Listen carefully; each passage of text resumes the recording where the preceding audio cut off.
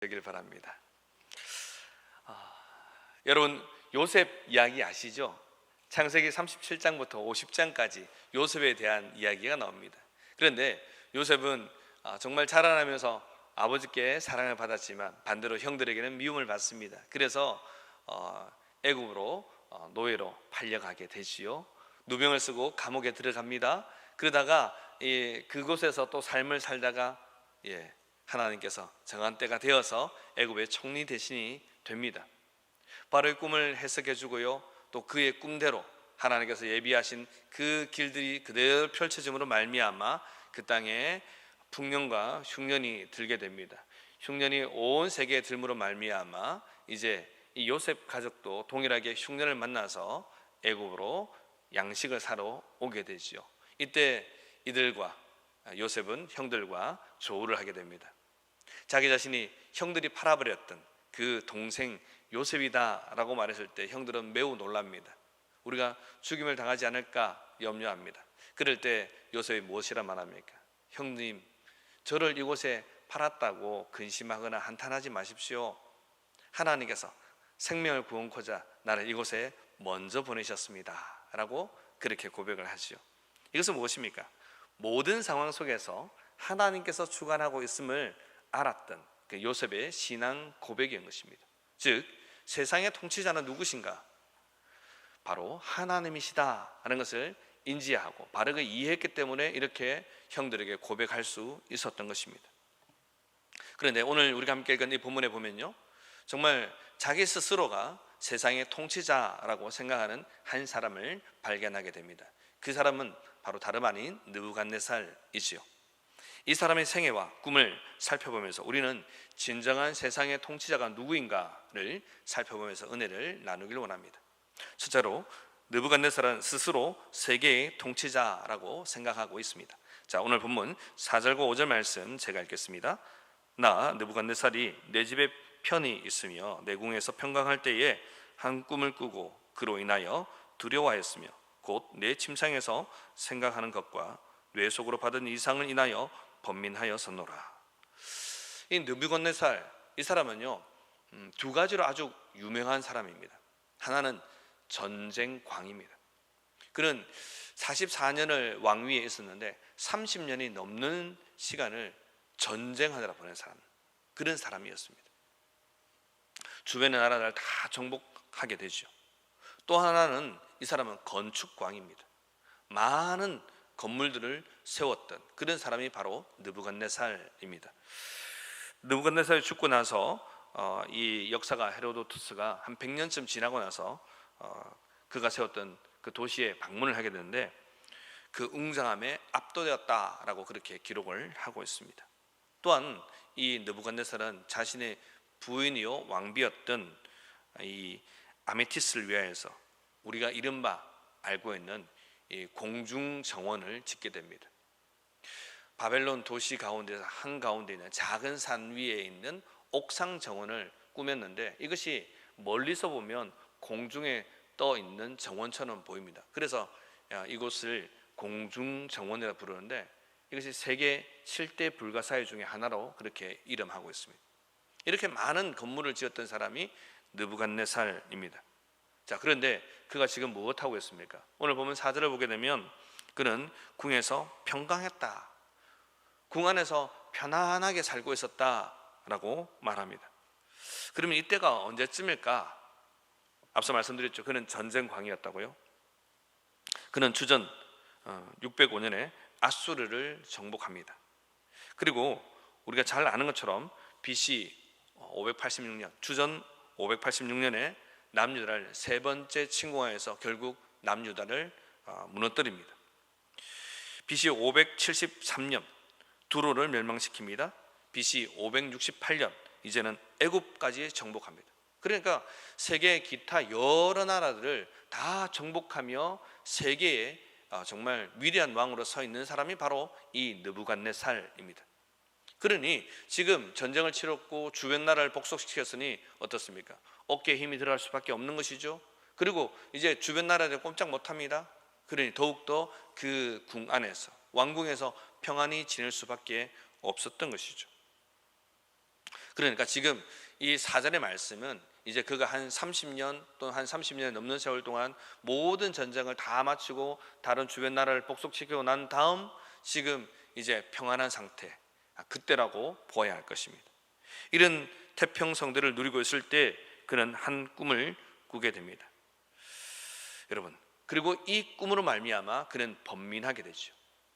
여러분, 우리의 인생이 이렇습니다. 누군가가 던진 말 한마디, 그 한마디가 내 마음을 뒤집어 엎어 놓습니다. 정말 때로는 별것 아닌 것처럼 보이는데 그 한마디의 말이 나를 번민하게 하고 고민스럽게 하고 정말 신앙에 대한 회의를 가지게끔 그런 말을 던지는 것, 그런 경우를 만날 수도 있다는 것입니다. 때들은 정말 우리의 삶이 너무 평안하고 아무런 문제가 없는데 그때 내게 생각지도 못한 위기가 다가올 수도 있다는 것입니다. 제가 아는 한 성도님이 있습니다. 이분은 홀로 믿음 생활을 하신 분입니다. 평생 남편을 위해서 기도하고 자녀를 위해서 기도하던 그런 권사님이셨습니다. 그런데 이제 세월이 지나가면서 하나님께서 그 권사님의 기도를 들어주셨어요. 남편이 나도 이제 그러면 교회 가리라 하고 두 분이서 이제 손잡고 교회를 나오시는 거예요. 아침마다 이른 시간에 11시 예배인데 11시 전보다 10시 되면 오시는 거예요. 오셔서 차도 마시고 성도님들과 담소도 나누시고 성경 공부도 하시고 그렇게 예배를 드리던 그 두 분이셨어요. 그런데 이분의 기도가 또 한 가지 이루어집니다. 이 아들이 서울에서 직장 생활을 하는데 번듯한 직장 생활을 하게 됩니다. 결혼도 합니다. 교회도 다닙니다. 정말 이제는 뭐 더 이상 기도할 거리가 없어질 것 같은 그런 정황에 처합니다. 그런데 갑자기 건강검진, 우리 다 60세 넘으면 하잖아요. 그보다 이른 나이도 하지만 이분이 건강검진을 갑니다. 했더니 뭐가 보입니다. 상급병원에 가서 검사를 하니까 암이래요. 1년을 채 못 버티시고 천국에 가셨습니다. 그 남편 되시는 성도님이 집사님도 아니셨어요. 목사님, 왜 이런 일이 일합니까? 잘 모르겠습니다. 그래도 참 감사한 것은 이분이 믿음이 제대로 들어갔어요. 부인 일로 인해서 교회 발걸음 안 하진 않더라고요. 교회는 계속 출석하시면서 믿음 생활을 하는 것을 본 적이 있습니다. 여러분, 우리의 삶은요 정말 평안할 때도 갑작스러운 일로 인해서 정말 풍랑이 일어나는 파도처럼, 풍랑이 있는 바다처럼 그런 경우를 만날 때가 있다는 것입니다. 느부갓네살은 세상의 통치자로 서 있습니다. 그래서 많은 사람들에게 위대한 사람으로 서 있습니다. 그리고 평안합니다. 그런데 그는 한 꿈을 꾸게 되고 이 꿈으로 말미암아 정말 머리가 복잡해지는 것입니다. 결국 무엇입니까? 하나님께서는 두 번째로 이 교만한 느부갓네살, 그를 향해서 꿈으로 경고하고 있다는 것입니다. 여러분, 이것이 두 번째 대지입니다. 오늘 본문 10절과 12절 말씀 우리 함께 읽겠습니다. 시작. 내가 침상에서 나의 뇌 속으로 받은 이상이 이러하니라.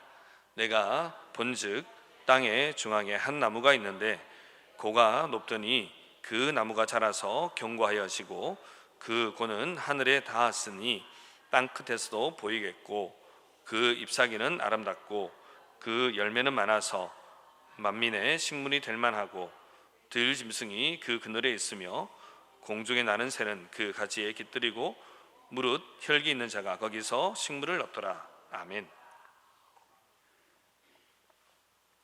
느부갓네살이 꾼 꿈이 이렇게 끝났으면 이 꿈을 해석하는 것은 매우 쉬울 것 같습니다. 보십시오. 내가 한 나무를 보았는데 그 나무가 엄청 키가 크고 하늘에 닿을 정도로 큰데 주변에서 보니까 다 보일 만큼 크고 그곳에는 새와 동물이 다 깃들이고 잎사귀도 풍성하고 열매도 많고 사람들도 거기서 그 열매를 위해서 배를 불려 먹을 수 있고 얼마나 좋습니까? 그런데 꿈이 이렇게 끝나지 않는다는 것입니다. 13절 이하를 보게 되면 느부갓네살이 그 꿈속에서 한 순찰자를 보게 됩니다. 이 거룩한 순찰자가 나무에게 치명적인 해를 가합니다. 순찰자는 큰 소리로 나무를 베어버리라고 외치죠. 이유는 언급되지 않습니다. 이 명령만 합니다. 결국 나무는 베어지고 가지는 찢기고 잎은 다 떨어지고 열매도 없어지게 됩니다. 새들도 동물들도 다 떠나가게 됩니다. 자, 이렇게 되니까 도대체 이게 무슨 꿈인가? 느부갓네살은 정말 마음이 괴로울 수밖에 없는 것이죠. 머리가 복잡할 수밖에 없는 것입니다. 자, 이런 정황 속에서 그는 바벨론의 지혜자 그룹 박사들을 부릅니다. 그리고 자신이 꾸었던 이 꿈에 대해서 해석해 달라고 하지요. 하지만 이 꿈을 제대로 해석해 줄 수 있는 사람은 아무도 없었습니다. 왜냐하면 그 꿈 내용이 어려워서가 아닙니다. 왜냐하면 그 꿈 내용을 해석하다 보면 아마도 그 꿈을 꾼 이 느부갓네살과 관계된 그 일로 보이기 때문에 그렇다는 것이죠. 그래서 선뜻 아무도 그 느부갓네살이 꾸었던 두 번째 꿈을 해석할 수 없었습니다. 아무도 입을 떼지 않습니다. 이런 정황 속에서 이제 느부갓네살은 다니엘을 부르지요. 그리고 다니엘에게 똑같이 설명을 다 합니다. 그러자 다니엘은 그 꿈을 듣고 어안이 벙벙해집니다. 왜냐하면 이것은 곧 느부갓네살에게 불행이 다가온다는 내용을 담고 있는 꿈이었기 때문입니다. 사실 다니엘도 말씀을 읽어보면 알겠지만, 우리가 같이 읽었지만 사실 이것을 듣자마자 곧바로 해석하지 않습니다. 느부갓네살도 어느 정도 짐작은 했던 것 같습니다. 그래서 어떻게 합니까? 그냥 그대로 괜찮다, 해석해 보아라 라고 말하죠. 그래서 다니엘은 꿈 해석을 해줍니다. 26절 말씀 보십시오. 또 그들이 그 나무 뿌리에 거루투기를 남겨두라 하였은즉 하나님이 다스린 줄을 왕이 깨달은 후에야 왕의 나라가 견고하리라. 다니엘은 지금 느부갓네살이 꿈꾸었던 그 꿈, 그것은 곧 하나님께서 당신에게 일어날 일들에 대한 것을 지금 꿈으로 보여주신 것입니다 라고 해석을 해줍니다. 더 나아가서 지금 당신이 꿈을 꾸었는데 당신이 보기에는 당신이 지금 이 큰 나무처럼 세계 각국을 다스리고 또 만민에게 열매를 주어서 먹게 하는 그런 위대한 존재로 보이지만 하늘에서 내려온 어떠한 존재가 나무를 베어버릴 수 있고 그것이 만약 당신이라면 그리 수 있다는 것을 그렇게 해석을 해주는 것이죠. 결국 무엇입니까? 다니엘은 하나님께서 이 나라를 다스리고 있고 모든 나라를 다스리고 있다는 것을 알려주는 것입니다. 그러면서 다니엘은 무엇합니까? 당신이 지금 이렇게 나라를 다스리고 있는 것처럼 보이는데 당신이 지금 해야 할 일은 나라를 다스리는 것, 이것으로 인하여서 행복해하고 즐거워하고 평강하다라고 말할 것이 아니고 또 이 꿈 때문에 내가 번민하다, 머리가 복잡하다라고 말할 것이 아닙니다. 27절에 보면 이렇게 말합니다. 그런즉 왕이여 나의 가난한 것을 받으시고 공의를 행함으로 죄를 속하고 가난한 자를 긍휼히 여김으로 죄악을 속하소서. 그리하시면 왕의 평안함이 혹시 장구하리에다 하였느니라. 느부갓네살 앞에선 다니엘의 태도를 보십시오. 그는 느부갓네살의 신하입니다. 하지만 비굴하지 않지요. 왜 이렇게 말합니까? 그는 믿음의 사람이기 때문에 그렇습니다. 하나님을 믿는다는 것입니다. 하나님의 사람인 것을 자기가 인지한 것입니다. 내가 지금 신분상으로는 느부갓네살의 아래에 있는 신하가 분명하지만 나는 거기에 속한 사람이 아니라 나는 하나님께 속한 사람이다 라는 것을 인지하고 있었습니다. 그래서 하나님께서 주신 그 꿈 해석을 가지고 담대하게 이야기하는 것입니다. 바벨론 다른 박사들은요 그 꿈 해석을 할 수가 없었습니다. 할 줄 알아서도 하지 못합니다. 왜 그렇습니까? 자기의 목숨과 자기의 자리와 관련되어 있기 때문에 그렇다는 것이죠. 하지만 다니엘은 그렇게 하지 않습니다. 하나님이 이 땅을 통치하고 있고 느부갓네살은 이 존재도 사실은 하나님께서 잠시 잠깐 세우신 통치자임을 알았던 것이죠. 그래서 하나님이 이 세상의 주관자이기 때문에 하나님의 말씀을 가지고 느부갓네살에게 전하고 있는 것입니다. 자, 그래서 그가 말한 것이 무엇입니까? 첫 번째는 내가 충성으로 조언하는 이것을 받아주십시오. 내가 지금 이 말을 하는 것은 나의 유익을 위해서 하는 것이 아닙니다. 당신의 유익을 위해서 하는 것입니다. 그리고 내가 신하이기 때문에 당신을 위해서 충성스러운 신하로서 직언을 하는 것입니다. 간언이 아닙니다. 그렇게 말한 것이죠. 그러면서 무엇을 이야기합니까? 공의를 행함으로 당신의 죄를 사하시옵소서, 이렇게 말합니다. 이 말은요, 다니엘이 보기에도 느부갓네살이 물론 성경에 다 기록되지 않았지만 믿음의 사람, 하나님의 사람 다니엘이 볼 때 이 느부갓네살은 공의롭지 못하게 행동했다는 것입니다. 그래서 이제라도 공의를 실천하여서 그동안 지었던 죄를 좀 씻어내 보십시오. 그러면 혹시 지금 당신이 이렇게 평강한 것, 그것이 혹시라도 계속 길어질 수 있을 수도 있습니다 라는 그런 이야기를 합니다. 더 나아가서 가난한 자를 긍휼히 여기십시오 라고 말합니다. 이 말은요, 느부갓네살이 반대로 가난한 사람들을 억압하고 제대로 대우하지 않았다는 그런 뜻입니다. 앞서 말씀드렸지만 그는 전쟁광인과 동시에 건축광이었습니다. 많은 건물들을 세웁니다. 그런데 이 건물을 세우기 위해서는 노동력이 필요하죠. 어디서 충당했을까요? 당연히 자연스럽게 정복했던 다른 나라들의 그 사람들을 포로로 끌고 왔고 그를 통하여서 건물을 세웠던 것입니다.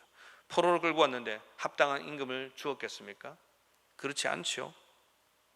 쉽게 말하면 돈 안 주고 부려 먹었다는 뜻입니다. 그래서 다니엘은 못합니까? 이제라도 그 가난하고 불쌍한 사람들을 불쌍히 여기는 그런 성군이 되십시오 라고 그렇게 충언을 하고 있는 것입니다. 직언을 하고 있는 것입니다. 여러분, 이것이 쉽겠습니까? 쉽지 않습니다. 왜냐하면요, 첫 번째 꿈 해석을 하고 나서 다니엘이 정말 높은 자리, 지혜자 그룹에서 가장 높은 사람이 됩니다. 오늘 본문에는 박수장이라고 되어 있죠. 그래 가장 높은 사람이 되었지만 그가 이 느부갓네살의 절을 받았지만, 다시 말하면 느부갓네살이 다니엘 앞에서 절했지만 그는 회심하지 않았어요. 하나님이 가장 높은 분이다 라고 말하고 다니엘이 믿는 하나님이 신들의 신이다 라고 말했지만 그는 하나님께로 돌아서지 않았습니다. 그 이후에 지금까지 계속해서 그는 세상의 왕으로서 존재하고 있었던 것입니다. 그러니 아무리 다니엘이라도 이 일을 말하는 것은 쉽지 않았다는 것입니다. 말 한마디 잘못하면, 혀 한번 잘못 놀리면 죽임을 당할 수 있다는 것이죠. 그런데 다니엘은 그것을 행합니다. 왜 그렇습니까? 그것이 바로 하나님의 백성으로서 해야 될 일이기 때문에 그러하다는 것입니다. 그래서 그는 자기의 자리 보존을 위해서 자기의 생명 생각지 않고 하나님께서 주신 이 말씀을 그대로 해석해서 전달하고 있는 것입니다. 사랑하는 성도 여러분, 믿음의 사람은요, 이런 모습이 있어야 합니다. 우리가 세상을 살아가면서 많은 높은 사람을 만날 수 있죠. 권력 있는 사람, 힘 있는 사람, 부한 사람 만날 수 있습니다. 때때로 그들이 부정직하고 때때로 참으로 권력을 잘못 사용하는 모습 우리가 볼 수 있습니다. 여러분, 그럴 때 우리가 무엇해야 합니까? 우리는 그 사람이 아무리 하나님으로부터 세움받은 권력자라 할지라도 우리는 바르게 의사 표현을 해야 하는 것입니다. 여러분, 참 쉬운 것이 아닙니다. 그렇다고 해서 지금 제 말을 거리에 나가서 촛불을 들라 이런 말로 이해해서는 또 안 됩니다. 우리가 우리 주변에 있는 많은 사람들 앞에서 우리의 목소리를 낸다는 것은 쉬운 일이 아니란 겁니다. 자, 그렇지만 그럼에도 불구하고 우리는 그 일을 행해야 하는 것입니다. 왜 그렇습니까? 우리는 세상의 통치자가 하나님이시요, 이 세상의 권력을 가진 사람들은 잠깐 하나님께서 위로부터 난 권세를 잠시 허락한 사람입니다. 그러기에 우리는 하나님께서 세상을 통치하고 지배하고 있음을 그들에게 알려줘야 하는 것이죠. 그냥 고사성어처럼 화무 11홍처럼 권불 10년입니다 이렇게 말할 것이 아니라 하나님께서 당신의 필요에 따라서 잠시 세웠습니다. 당신 지금 그 자리에 있는 동안에 제대로 행해야 합니다. 여러분, 우리는 그들을 위해서 할 수 있는 한 정말 지혜로운 말로 전해야 되고 또 그들을 위해서 기도해야 하는 것입니다. 여러분, 우리 여주시장을 위해서 여러분 그런 맥락에서 기도해야 하는 것입니다. 우리가 이 형천에 살고 있는 공무원들 위해서 기도하고 국가에 있는 여러 직위에 있는 사람들을 위해서 기도할 이유가 바로 그것입니다. 때때로는 나의 마음과 같지 않고 내 생각과 다른 그런 행보를 보이는 얼마나 많은 사람들이 있습니까? 하지만 그럼에도 불구하고 우리는 그들을 위해서 기도해야 합니다. 왜 그렇습니까? 그들의 통치 박신과 그들의 결정이 우리의 삶에 영향을 미치기 때문에 그런 것입니다. 그리고 우리가 할 수 있는 한 다니엘처럼 이렇게 이제 하나님께서 주시는 마음으로 말해야 하는 것이죠. 이제 마지막으로 하나님은 이 교만한 느부갓네살을 심판하심으로 당신이 세상의 통치자 되심을 드러내시고 있습니다. 느부갓네살을 심판하고 있다는 것입니다. 자, 느부갓네살은요 이제 자신의 꿈이 어떠한가를 다니엘을 통해서 듣습니다. 다니엘은 하나도 들려주지 않고 하나도 가르쳐주지 않았던 그 첫 번째 꿈을 해석했던 사람입니다. 그런데 자기가 꾼 꿈을 기억하면서 이제 들려줬던 이 두 번째 꿈을 다니엘은 그대로 해석해 주지요. 그런데 느부갓네살은 어떻게 합니까? 다시금 돌아서라는 이 충언, 이것을 들었음에도 불구하고 돌아서지 않습니다. 다니엘이 권했던 그 권고대로 행하지 않습니다. 그는 여전히 자신의 위치를 고수합니다. 왕궁에서 평안하게 지나고 있습니다. 어떤 변화된 행동도 하지 않습니다. 그렇게 12달이 지납니다. 그러던 어느 날 왕궁을 거닐 때에, 그 지붕 위를 거닐 때에 30절 말씀입니다. 보십시오. 나 왕이 말하여 가로되 이 큰 바벨론은 내가 능력과 권세로 건설하여 나의 도성을 삼고 이것으로 내 위엄의 영광을 나타낸 것이 아니냐 하였더니, 그는 여전히 변화되지 않은 모습으로 교만한 말을 하고 있는 거죠. 내가 내 능력과 내 권세로서 이 성을 다 만들었다. 내 위엄, 영광을 드러내는 것, 바로 이것이다 라고 이야기하는 것입니다. 돌아서지 않았다는 것입니다. 믿음의 말을 듣지 않았다는 것입니다. 자, 이런 말을 하자 이 말이 끝나기도 전에 하늘에서 소리가 들립니다. 31절과 32절 말씀 우리 같이 읽겠습니다. 시작. 이 말이 오히려 나 왕의 입에 있을 때에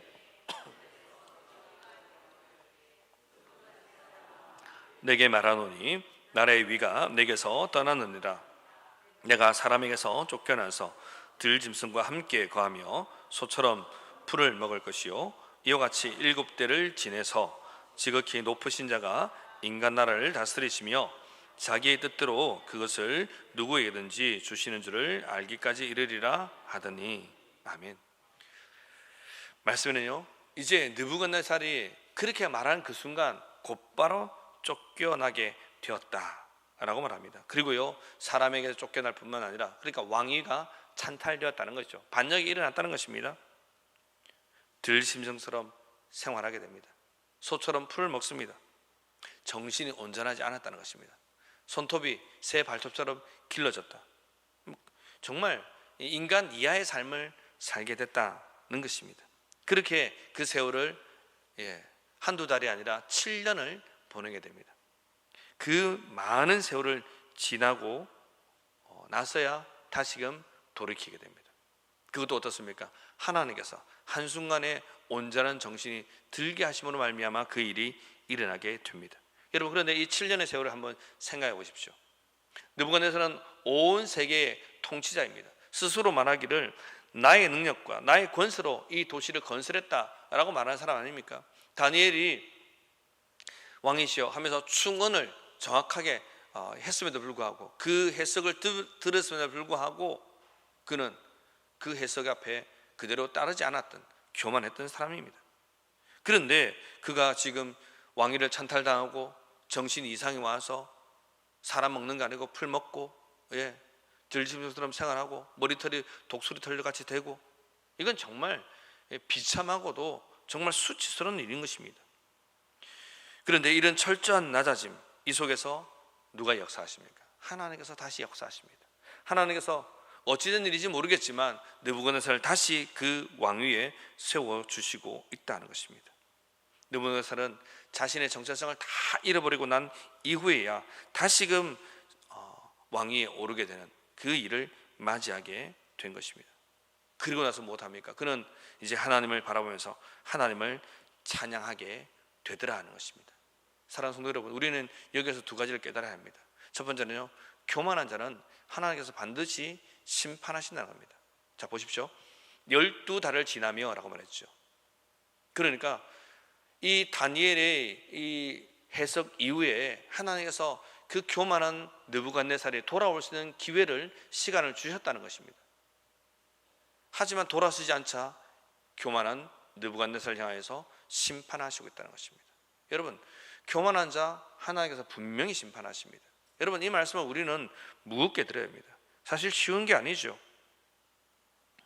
여러분, 우리 인생을 살아가면서 때때로 우리가 지금 이루어놓은 업적을 가지고 자랑할 때가 많습니다. 내가 이것 했고 또 이것 해서 지금 있다, 내가 그래서 지금 이 자리에 있는 것이다 라고 말할 수 있습니다. 그런데 그 모든 것이 사실은 내가 이룬 것이 아닙니다. 하나님의 도우심과 하나님의 복주심과 하나님의 은혜 때문입니다. 우리가 이것을 늘 인정하며 고백하며 살아야 하는 것이죠. 느부갓네살은 자기가 지금 하나님께서 세워주셔서 잠깐 세상의 통치자가 된 것을 잊어버렸습니다. 자기가 온 우주의 온 세계의 통치자인 줄 착각했던 것입니다. 하나님을 완전히 잊어버렸습니다. 다니엘이 해석해주고 알려주었지만 그것에 순종하지 않습니다. 그러니 어떻게 하십니까? 하나님께서 그 교만한 느부갓네살을 심판하시고 있는 것이죠. 여러분, 우리에게 주어진 모든 것을 가지고 하나님께 감사하고 있습니까? 아니면 내가 이룬 것이라고 교만하고 교만한 삶으로 살아가고 있습니까? 여러분, 우리에게 이 느부갓네살의 이야기가 담겨있는 이 다니엘 4장은요 단순히 느부갓네살 왕의 그 꿈을 이야기하는 것이 아닙니다. 개인의 흥망성쇠를 이야기하는 것이 아닙니다. 그 꿈대로 따랐더니 또 따르지 않았더니 이것을 이야기하는 것이 아닙니다. 다니엘 4장에서 이야기하고 싶은 것은 무엇이냐면, 모든 사람들에게 이 시대를 통틀어서 모든 사람들에게 지극히 높으신 분, 세계를 우주를 지배하시고 통치하신 분은 바로 하나님이시다. 이것을 우리에게 알려주고 있는 것입니다. 여러분, 우리의 삶 속에 하나님이 우리의 왕 되심을, 하나님이 우리의 주인 되심을 우리는 기억해야 하는 것입니다. 그것을 잊어버리는 순간 우리도 느부갓네살처럼 교만히 행할 수 있는 것입니다. 우리가 지금까지 지나온 것 하나님 은혜입니다. 우리가 찬송가 460장을 늘 찬양하면서 감사하지 않습니까? 그런데 그 찬양하는 순간에만 감사할 것이 아니라 날마다 하나님을 높여 드려야 하는 것입니다. 하나님은 교만한 자를 낮추십니다. 하지만 겸손하게 회개하고 하나님을 늘 높이는 자들, 그런 사람들에게 은혜를 베풀어 주시는 분입니다. 오늘 이 시대 우리는 하나님의 은혜로 말미암아 예수를 믿고 살아가고 있습니다. 자, 그렇다면 우리가 지금 이 세상 가운데서 참으로 기억하고 높여야 할 존재는 누구입니까?